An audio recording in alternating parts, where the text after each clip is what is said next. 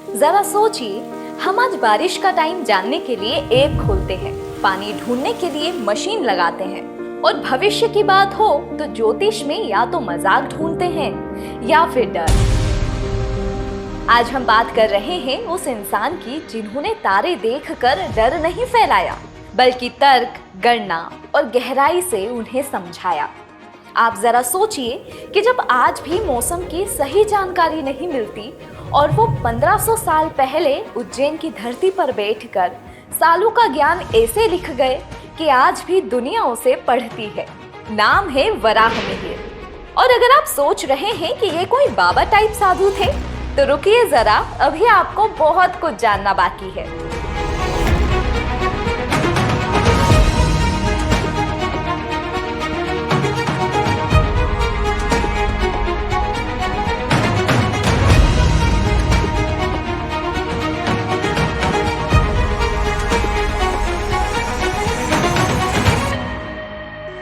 नमस्कार दोस्तों, मैं हूँ रानी बैरागी और आप सुन रहे हैं उज्जैन के महान रत्न, जहां हम उन लोगों की बात करते हैं जिन्होंने सिर्फ इतिहास नहीं रचा, बल्कि सोच की दिशा ही बदल दी।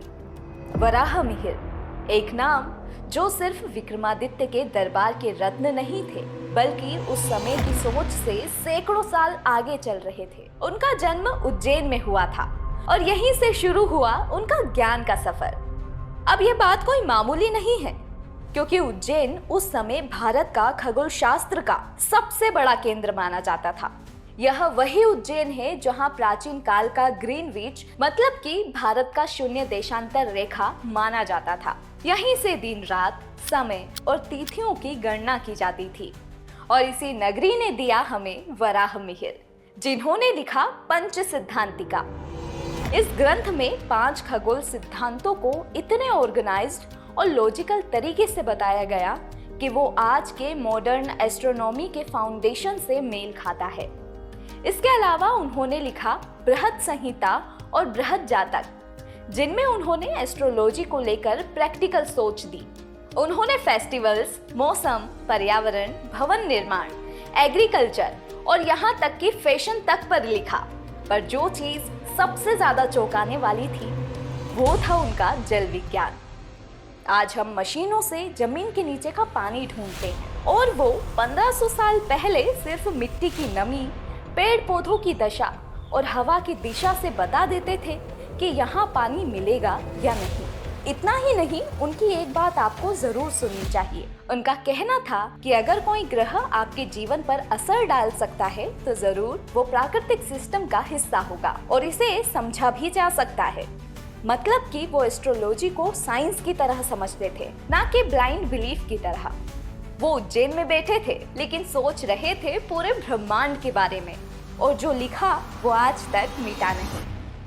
वराहमिहिर सिर्फ इतिहास का नाम नहीं है, वो एक सोच है जो आज के युवाओं को ये सिखाते हैं कि कोई भी चीज जादू नहीं होती।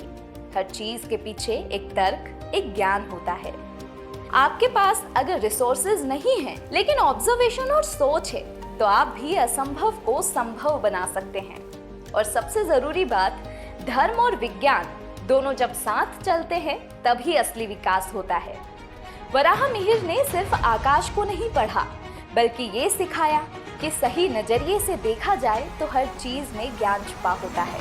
तो दोस्तों, ये थी कहानी वराहमिहिर की, जो उज्जैन की गलियों से निकले, लेकिन उनकी सोच आज भी ब्रह्मांड में गूंजती है। अगर आपको लगता है कि ऐसी कहानियां आज की जनरेशन तक पहुंचनी चाहिए, तो इस वीडियो को शेयर कीजिए और कमेंट में जरूर बताइए कि उज्जैन के महान रत्न की अगली कड़ी किसके नाम होनी चाहिए। मैं फिर मिलूंगी एक नई सोच, एक नई प्रेरणा और एक नए उज्जैन रत्न के साथ। तब तक याद रखिए, महाकाल की नगरी ने सिर्फ भक्ति नहीं दी, ज्ञान भी दिया है, जिसे जानना बेहद जरूरी है।